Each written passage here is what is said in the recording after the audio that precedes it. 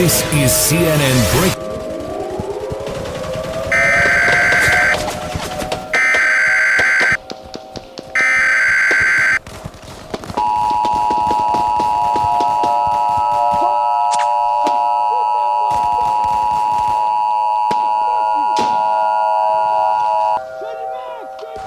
The following message is being transmitted at the request of the Florida National Guard.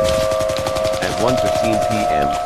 Eastern Standard Time, multiple reports began saying that soldiers have begun exiting convoys. The National Guard has not been prepared for this attack.